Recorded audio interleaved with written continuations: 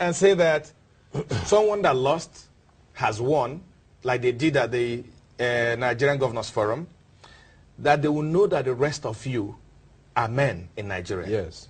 And if you remember, after Yes. the elections in Yes. 2011, Yes.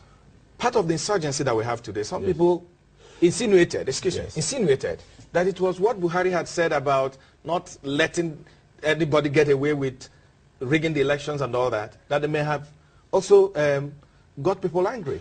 Do you think that statements like this are good for the growth of our democracy? All right, I think they're very good because it serves as a warning. And I'll also put a question to you. Do you think, are these people planning to rig?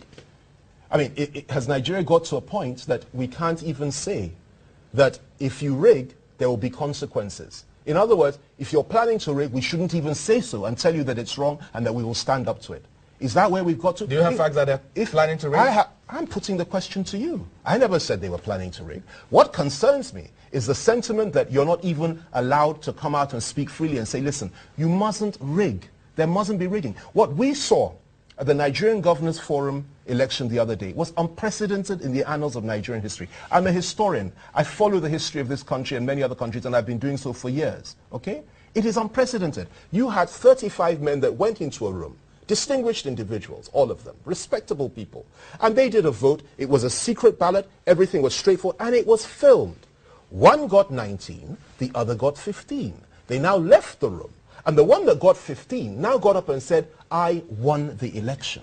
And the other gentleman did not win. The Rotimi Amechi did not win. That he won the election. Now, when you see things like that, that certainly doesn't encourage me or others to want to stay within this fold of people who will say by their own knowledge and vocabulary that 15 is actually higher than 19 in the numerical lexicon of humanity. It's extraordinary. Well, it's extraordinary. Well, Femi, I wish we had a lot of time, and I will take the liberty to invite you to this program again. I'll be delighted. But let me ask you finally. Yeah.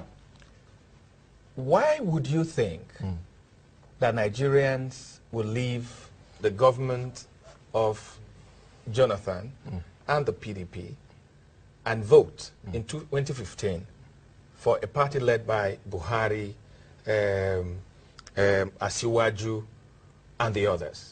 Why would you say that? Listen to me. What are your facts? Well, I don't, I never said Nigerians will go. I don't know what the mind of Nigerians are. All I know is that the level of discontentment for the present government and for the PDP in this country is unprecedented. Not only do I know that, I also know that in terms of quality of leadership, as far as I'm concerned, if you compare the leadership of today's PDP to the APC leadership, I mean, there is absolutely no comparison. It's time for change in this country. You have a situation where the present administration has marginalized the Southwest, that is the PDP Southwest, completely. They're complaining bitterly every day. They may not say so publicly. But they're fighting among themselves. Listen, they're the ones fighting among themselves. Their reasons for fighting you put to them. I'm not part of them, all right? The issue is that they are being marginalized and they've been humiliated and disgraced by their own federal government and by their own party leadership. That is number one. Number two, you look at what is happening in the northern part of this country. You will see that people are not happy. If you put north and west together and you now juxtapose that and put Ijaw land together to say that the Ijaw land will be able to defeat the whole of the north and the whole of the southwest, okay, in an election. Well, these are strange calculations as far as I'm concerned. I think the APC leadership, it's a good quality leadership. It is not just General Buhari. It is not just Asiwaju Tinubu. It is not just Samunda Isaiah or Nuhu Ribadu or El Rufai or so many. You just joined them, so how did you know all this? Listen to me. I've been part of the other ones I mentioned for many years. El Rufai, we're together. Ribadu, we're together. So many others. And most of them that are in the ACN, we were in Nadeku together, okay? So this is, don't worry too much about me. Let's worry about Nigeria. And as far as I'm concerned, they present a far more credible leadership than we have in the PDP today. And we're praying and hoping that we agree on a candidate and we go to the field and we'll defeat the PDP once and for all and put them where they deserve to be. Honourable Minister, I'd like to thank you.